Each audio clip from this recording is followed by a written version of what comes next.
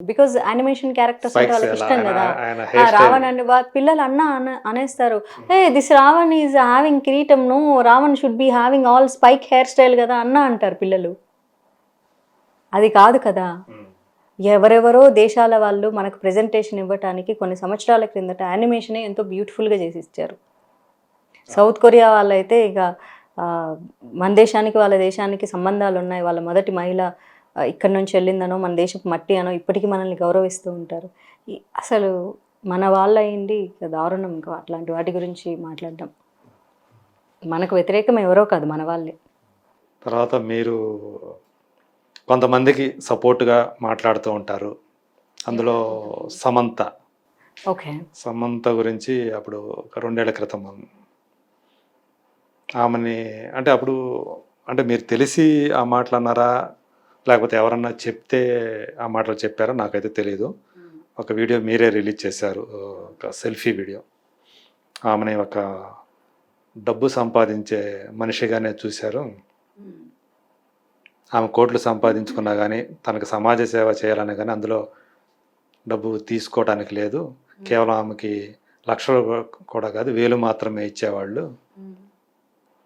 అని మీరు ఆమె అలాంటి జీవితం బతికే కంటే శుభ్రంగా బయటకు వచ్చి ఇప్పుడు తన జీవితం తను జీవించడం బాగుంటుంది అని చెప్పేసి ఒక చేశారు. అది నిజంగా మీకు తెలుసా అని నాకు అంటే అది అనిపించింది. కూడా నేను విన్నది, క్లోజ్ సర్కిల్లో విన్నది. That is one point. ఇక విడాకులు తీసుకోవడానికి అదొక్కటే కారణాలు అని మనం చెప్పలేం కదా. భార్యాభర్తల సంబంధాలు అనేవి ఎన్నో విషయాల మీద ఆధారపడి ఉంటాయి. అది అందులో ఇంకోటి కూడా మీరు ఏమని చెప్పారంటే ఆమెకి తల్లి కావాలని ఉంది, కానీ ఆమెని అది కూడా దాని నుంచి కూడా దూరం చేశారు అన్నట్లు మాట్లాడారు అందులో. జనాల కామెంట్స్కి దాన్ని అలా నీకు మదర్ అవ్వాలని లేదు, నీకు తిరగాలని ఉంది. ఇది ఎలా అయిపోయిందంటే సొసైటీ జడ్జిమెంటల్. ఇప్పుడు హీరో హీరోయిన్ పెళ్లి చేసుకున్నారు, వాళ్ళిద్దరూ విడాకులు తీసుకున్నారు, వాళ్ళ సావు వాళ్ళు చేస్తారు. కానీ మా హీరో తోపుగాడు, కానీ ఆ హీరోయిన్ బరి తెగించింది అంటే ఆడది అంటే జడ్జిమెంటల్. ఇంక ఎవరన్నా కానీ నువ్వు అలాంటి పాత్రలు చేసావు కాబట్టి నిన్ను వదిలేసిండు, నువ్వు అట్లాంటి రోల్స్ అట్లాంటి డ్రెస్సులు వేసుకున్నావు అంటే డ్రెస్సే క్యారెక్టరా? What is the meaning of character? ఇది ఎట్లా ఉంటుందంటే శీలం అంటే ఆడదానికి మాత్రమే ఉండేటటువంటి ఒక ప్రత్యేక పదార్థం అని చూసే సమాజం ఇది. పితృస్వామ్య సమాజం అన్నది. What is the meaning of శీలం? గుణం కదా. శీలం అంటే ఏమిటి? గుణం. అది వస్తువు కాదు, అది ఆడపిల్లకి మగపిల్లోడికి ఇద్దరికి ఉండాలి. కానీ ఈ పితృస్వామిక సమాజంలో ఎంత మంచి హీరో, మా హీరోకి ఈమె డిజర్వ్ కాదు. ఆమె సమంత కాకపోయినా ఎవరు డిజర్వ్ కాదు స్త్రీ స్థానంలో. ఇంకొకరున్నా సేమే. ఆ స్థానంలో సమంత కాకపోయినా ఒక నార్మల్ ఎవరో వీళ్ళకి తెలియని ఒక బిజినెస్ మ్యాగ్నెట్ కూతురుని వచ్చి చేసుకొని ఆమె విడాకులు తీసుకున్నా అది బిజినెస్ దానికి డబ్బులు ఎక్కువ అయ్యి కొవ్వు బట్టి మా హీరోని వదిలేసింది. లేదో పేద పిల్లని చేసుకొని డివోర్స్ అంటే నిన్న కాక మొన్న దానికి డబ్బులు వచ్చేసరికి కొవ్వు నెత్తికెక్కింది, అందుకే విడాకులు. ఎప్పుడైనా అటువైపు వెళ్తాయి, ఒక సైడే ఖచ్చితంగా స్త్రీ వైపే వెళ్తాయి. చూడండి మీరు, పురుషుడు చాలా గొప్పోడు, ఆడేం చేసి ఉంటాడు. నేను I'm not talking about particular hero, I'm talking about men. ఎవరైనా సరే మా హీరో తోపు, స్వామి పూజలు, వ్యక్తి పూజలు. స్త్రీ అంటే పనికిమాలింది, వాళ్ళ అమ్మే మంచిది, ఇంకెవత్తి మంచిది కాదు. ఒకవేళ వాళ్ళ అమ్మ కనుక వాళ్ళ నాన్న దగ్గర నుంచి కష్టాలు పడేవి, మీకు తెలుసా మా నాన్న ఇన్ని కష్టాలు పెట్టాడు, తాగొచ్చి కొట్టాడు తెలుసా నీకు, నువ్వు మాట్లాడతావు మా అమ్మ గురించి అంటే నీ ఇంట్లోదే కష్టం. మీ అమ్మే మీ అమ్మ, ఇక బయటది ఎవరిది కాదు, అంతే. సో నువ్వు చూడట్లేదు కాబట్టి నువ్వు జడ్జ్ చేస్తావు. ఎన్ని మాటలు అన్నారు ఆ అమ్మాయిని సమంతని. విడాకులు తీసుకున్నదే తన పర్సనల్ విషయం. మళ్ళీ సోషల్ మీడియా ఎంత అంటే సోషల్ మీడియాని మళ్ళీ అంటారు సోషల్ మీడియాని పట్టించుకోవద్దు. సోషల్ మీడియాలో ఏమన్నా ప్రత్యేకమైన ఆత్మలు రోబోటిక్స్ తిరుగుతుంటాయా? మనుషులే కదా. పీపుల్ నాకు నిజంగా అర్థం కారు ఏంటంటే, నువ్వు సోషల్ మీడియాలో వచ్చి ప్రచారం చేస్తాను, జనాల్లోకి వచ్చి చెయ్యి.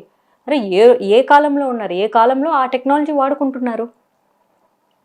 అప్పటి కాలంలో టెలిఫోన్స్ లేవు కాబట్టి టెలిగ్రామ్లో వాడుకునేవాళ్ళు. తర్వాత టెలిఫోన్స్ వచ్చాయి కాబట్టి టెలిఫోన్స్ ఇంపార్టెంట్ విషయాలకు వాడుకునేవాళ్ళు.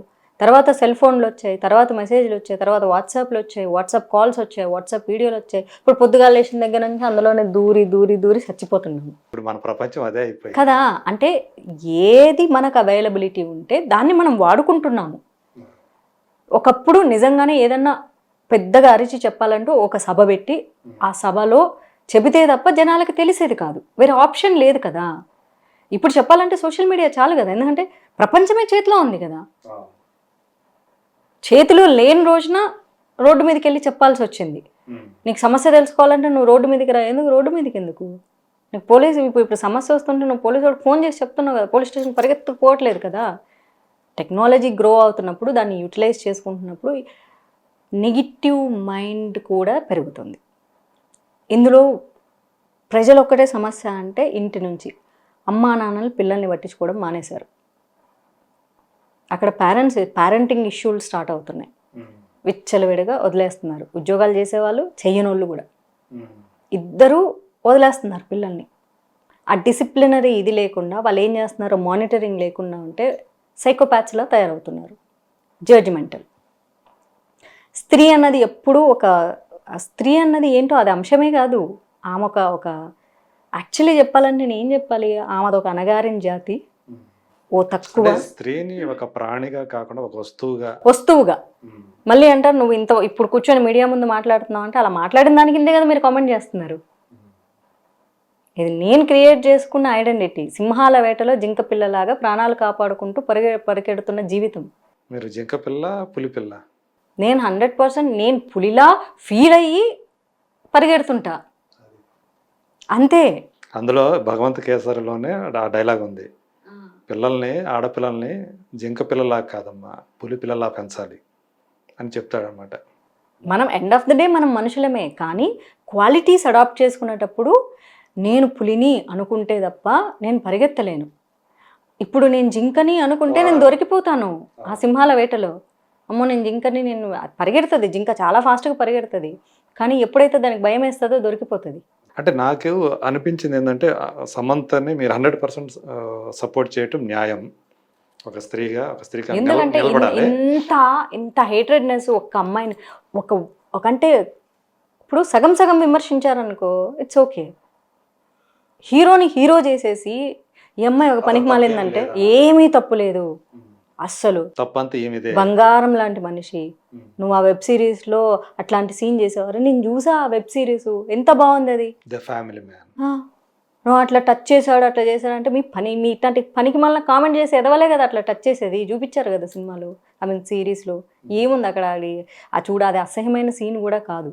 చాలా అది యాక్చువల్లీ చెప్పాలంటే రక్తం మరిగేటటువంటి సీన్ అది. అసలు ఆ పాత్రలో అసలు ఎటువంటి తప్పు లేదు. అట్లాంటి పాత్ర చేయాలంటే అసలు యాక్చువల్లీ గట్స్ ఉండాలి.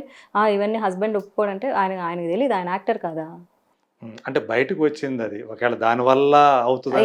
దానివల్ల నేను కూడా చెప్తున్నాను కదండి, అసలు సినిమాల వల్ల, సినిమా పాత్రల వల్ల సినిమా హీరోయిన్ ఎప్పుడు విడిపోరు. Personal life issues. అంటే నేను మిమ్మల్ని అక్కడ పాయింట్ అవుట్ చేస్తుంది ఒక్క విషయం దగ్గరే, మీరు అంటే ఆమెకి డబ్బులు ఇచ్చేవాళ్ళు కాదు అని తెలిసినట్టు ఆ టాపిక్ అయిపోయింది కదండి, ఎందుకు మళ్ళీ దాన్నే పట్టుకొని పీకుతారు. ఇప్పుడు వాళ్ళిద్దరు విడిపోయి ప్రశాంతంగా ఎవరి జీవితం వాళ్ళు గడుపుతున్నారు. ఇప్పుడు మనకు అవసరమా ఈ టాపిక్? అంటే మీరు సపోర్ట్ చేయటం అనేది నేను 100% ఏకీభవిస్తాను, చెయ్యాలి. కానీ కొన్ని విషయాల్ని మనం తెలుసుకొని మాట్లాడాలి కదా. అక్కడ తెలుసుకొని మాట్లాడారా లేదా? నాకు తెలిసింది మాట్లాడాను. అంటే అక్కడ మీరు జడ్జి చేశారేమో అని అనిపించింది. జడ్జి కాదు, నాకు తెలిసింది, నేను విన్నది, క్లోజ్గా ఉన్న వాళ్ళు చెప్పింది చెప్పాను. గాలి వార్తలు వినను. ఇప్పుడు మీ పక్కన ఉండి మీతో ట్రావెల్ చేస్తున్నారు అనుకోండి రోజు, ఆయన నాకు చెప్తేనే మీ గురించి నేను నమ్ముతా. ఎందుకంటే మీతో రోజు 10 గంటలు ఉన్న వ్యక్తి చెప్తేనే నమ్ముతా నేను, లేకపోతే నేను నమ్మను. అది ఆ క్లారిటీ కోసమేనండి నేను అడిగింది. అంటే మీ ద్వారా అది బయటకు వచ్చిందంటే, ఆ వీడియో వెళ్ళిపోయిన తర్వాత నేను మళ్ళీ ఫోన్ చేసి అడిగితే బెటర్ ప్లీజ్ వద్దు మాట్లాడొద్దు అన్నారు. అక్కడి నుంచి మీకు అది మీరు రిలీజ్ చేసిన తర్వాత అటువైపు నుంచి కానీ మీకు ఏమైనా కాల్స్ రావటం? ఎవరికి కాల్స్ చెయ్యరండి. మీరు డ్రగ్స్ దొరికాయంటేనే ఎవడు కాల్స్ చెయ్యడు. ఇదొక దీన్ని ఎవడన్నా పట్టించుకుంటాడా? మీరు ఒకళ్ళు కాకపోతే సోషల్ మీడియాలో మాత్రం రాసేవాళ్ళు రాసేస్తూ ఉంటారు. అది అంతే. నేను చెప్పాలనుకుంది నేను చెప్పా. తర్వాత కూడా అనుకోకుండా కోపంలో చెప్పేశానంటే చెప్పకుండా ఉండాల్సింది కదా, ఇంక చెప్పొద్దులే అన్నారు. ఆ తర్వాత మాట్లాడలేదు నేను. ఫ్లోలో ఒక్కోసారి కొన్ని నిజాలు అట్లా బయటికి వెళ్ళిపోయిన తర్వాత ఇక దాన్ని మళ్ళీ ఏం చేయలేం. అప్పటికి ఆపేసుకోవడం తప్ప. సరే. కొంతమంది సినిమా ఇండస్ట్రీలో ఉన్నవాళ్ళు అమ్మాయిలు వాళ్ళు తాము ఎదుర్కొన్నటువంటి ఎవరైనా కాదు మేల్స్ అబ్యూజ్మెంట్, సెక్సువల్ అబ్యూస్ గురించి మాట్లాడుతున్నారు వాళ్ళు. ఉదాహరణకి మనకు బాగా ఇప్పుడు సోషల్ మీడియా కూడా బాగా యాక్టివ్గా ఉండే చిన్మయ్య ఒకరు తెలుసు కదా, Chinmayya. So singer, dubbing artist. Incidentally ఆమె సమంతకి డబ్బింగ్ చెప్తా వచ్చింది మొన్నటి దాకా కూడా. వైరముత్తు గారి గురించి ఆమె ఇప్పటికీ స్టిల్ ఎప్పుడో నుంచో ఎదుర్కొన్నటువంటి ఆ విషయాన్ని అలుపెరగకుండా ఇప్పటికీ ప్రస్తావిస్తూ పోరాడుతూనే ఉంది ఆ అమ్మాయికి.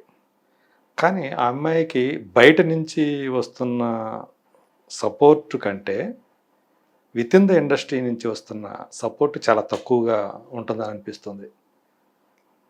ఈవెన్ మాధవిలత కూడా ఎప్పుడు దాని గురించి మాట్లాడినట్టు నేను వినలేదు. ఏది చిన్మయ్యకి సపోర్ట్ చేస్తున్నా? లేదు. అంటే తనది తమిళనాడులో జరిగిన ఇష్యూ గురించి మాట్లాడుకుంటూ వచ్చింది కదా. సో అది నాకు తెలియదు. But when I met Chinmayi నేను చెప్పాను, నేను మీ వీడియోస్ చూస్తూ ఉంటాను, బాగా మాట్లాడుతున్నావు అని. That's my experience I'm sharing. నేను ఏది దాచిపెట్టుకుని నేను మాట్లాడేస్తాను అలాగా. తను స్టిల్ ఇప్పుడు కూడా ట్విట్టర్ల ద్వారా డిఫరెంట్ టాపిక్స్ మీద నేను తన వీడియోలు చూస్తూ ఉంటా. పాపం అంటే తన వాయిస్ చాలా స్వీట్గా ఉండడం వల్ల నా అంత హార్ష్గా రాదు, కానీ సిమిలర్లీ అంతే హార్ష్గా మాట్లాడుతుంది తను కూడా. బట్ ఆ వాయిస్ క్యూట్గా ఉండడం వల్ల, నాది బేస్ వాయిస్ అవ్వడం వల్ల చాలా ఓవర్గా వెళ్తుంది. తన వాయిస్ స్వీట్గా ఉండడం వల్ల మేబీ తను స్ట్రాంగ్గా మాట్లాడినా కొంచెం స్వీట్గా అనిపిస్తుంది అంతే. తన యొక్క ఇష్యూ తెలుసా మీకు? అంటే తెలియదా మీకు? ఐ నో ఎందుకంటే నేను తనకే చెప్పినాను కదా. అదే.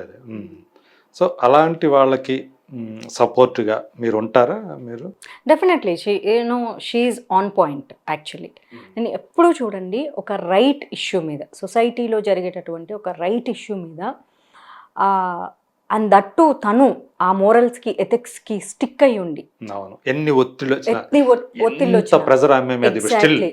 ఇప్పుడు ఎలా అంటే చేసేది శివ పూజలు దూరేది అలా కాకుండా, అలా చేసి మళ్ళీ ఇలా మాట్లాడితే నేను సపోర్ట్ చేయను. కానీ ఆ అమ్మాయి స్టిక్ అయ్యింది. తను చేసే పనికి, తను ఎదుర్కొన్న దానికి తను స్టిక్ అయ్యింది కాబట్టి డెఫినెట్లీ ఆ అమ్మాయి వాయిసింగ్ చేస్తుంది. అట్లా వాయిసింగ్ చేయడం కూడా చాలా ఇంపార్టెంట్. అండ్ దట్టు వాళ్ళ హస్బెండ్ కూడా అసలు 100%. ఎందుకంటే పెళ్ళైన మహిళ, ఇది ఎంత కాదన్నా మేల్ డామినేటెడ్ సొసైటీని గుర్తుపెట్టుకోవాలి. ఒక ఆడపిల్ల బయటకు వచ్చి ఇలా మాట్లాడితే, భర్త అనేవాడు ఇంట్లో మానసిక హింసకి అమ్మాయిని గురి చేస్తూ ఉంటే నువ్వు ఎందుకు మాట్లాడుతున్నావు? అమ్మాయి మాట్లాడలేదు. కానీ హస్బెండ్ అనే వ్యక్తి కూడా సపోర్ట్ చేయడము, ఆ అబ్బాయి కూడా ఇండస్ట్రీలో ఉండడం వల్ల మౌనంగా ఉన్నాడంటే తనకు కూడా ఆ విషయం తెలుసు. అదే చెప్పేది, హీ నోస్, ఇండస్ట్రీలోనే ఉన్నాడు కదా, హీ నోస్ దట్. ఇక్కడ కాకపోతే సమస్య చెప్తున్నా కదా, దినదిన గండం నూరేలాయిష్, నోరు తెరిచి మాట్లాడేసేస్తే దేని గురించి మాట్లాడినా, ఒక కమిట్మెంట్ గురించి మాట్లాడినా, ఒక హిందుత్వం గురించి మాట్లాడినా, ఒక సనాతన ధర్మం గురించి మాట్లాడినా, దేశం ధర్మం, దేశం అంటే దేశంలో జరిగే అన్ని సంఘటనల గురించి, ధర్మం అంటే ధర్మమైన ప్రతి విషయం, అది ఆడపిల్ల అంశం అవ్వచ్చు, గుడి అంశం అవ్వచ్చు, లేకపోతే దుస్తుల అంశం అవ్వచ్చు, ఏదైనా అవ్వచ్చు, అన్ని ధర్మమే కదా. మాట్లాడరు, ఆపర్చునిటీస్ కోల్పోతాం మాట్లాడితే. భయం, ఆ భయం వల్లే ఎవ్వరూ మాట్లాడరు. ఏం పర్వాలేదు, అట్లాంటి భయం మాకేం లేదు అనుకున్న వాళ్ళు మాట్లాడుతుంటారు. సో చిన్మయి తనకు జరిగినటువంటి సంఘటన గురించి వదలకుండా మాట్లాడుతుందంటే, వదిలేసిందంటే ఏదో కాంప్రమైజ్ చేసుకుంది అంటారు. మళ్ళీ స్టిల్ లేటెస్ట్గానే ఒక నిన్న మొన్న ఒక మాల్లో ఒక రిటైర్డ్ టీచర్, అది కూడా ఒక మఠానికి సంబంధించిన స్కూల్ టీచర్ రిటైర్ అయిపోయాడు. ఒక మాల్కి వెళ్ళి ఒక అమ్మాయిని గ్రోపింగ్ చేసి దాన్ని ఒక అతను వీడియో తీసి ఒక క్లిప్ బయట పెట్టాడు అనమాట. ఇలా సో దాన్ని కూడా అమ్మాయి షేర్ చేసుకొని ఇలాంటి ఒక టీచర్ అయ్యుండి కూడా బాధ్యతాయుతమైన ఒక టీచర్ అయ్యుండి కూడా ఇలాంటి చోట పబ్లిక్ ప్లేస్లోకి వెళ్ళి గ్రోపింగ్ చేయటం అనేది ఒక ఆడపిల్లని ఇట్లా జరుగుతున్నాయి ఇది అని ఆమె ఆ విషయాన్ని కూడా చేసింది. అలా చెప్పాలి అంటే ప్రతిరోజు సంఘటనలు ఉంటాయండి. సమస్య ఏంటి ఇక్కడ చెప్పాలంటే టు బీ ఆనెస్ట్లీ నేను ఒక మాట చెప్తాను. యువత కంటే కూడా 40 దాటిన వాళ్ళే అమ్మాయిల విషయంలో చాలా ఎక్కువ తప్పులు చేస్తారు. యువత అట్లీస్ట్ భయపడతారు. అమ్మో అమ్మాయిని ఏమన్నా అంటే మళ్ళీ కొట్టేస్తారేమో, తిట్టేస్తారేమో, ఎవడరా నువ్వు అంటారేమో, కొంచెం ఆ జంకు అన్న ఉంటుంది అబ్బాయిలకి. ఎందుకంటే అది నేను అబ్జర్వ్ చేశాను. నేను కాలేజ్కి వెళ్ళే రోజుల దగ్గర నుంచి అబ్బాయిలు దూరం నుంచి లైన్ కొడితే అంకుల్స్ అనే వాళ్ళు వచ్చి రుద్ది వెళ్తారు. ఈ సూపర్ మార్కెట్కి వెళ్ళినప్పుడు నేను ఐ ఎక్స్పీరియన్స్డ్ పర్సనల్లీ. లేదా దారిలో ఇలా నడుచుకుంటూ నేను కాలేజ్ నుంచి ఇంటికి వస్తుంటే మామూలుగా మనం ఇట్లా పట్టుకుని బుక్లు వెళ్ళిపోతూ ఉంటాం కదా, అలా రుద్దుకొని వెళ్తారు. ఇలా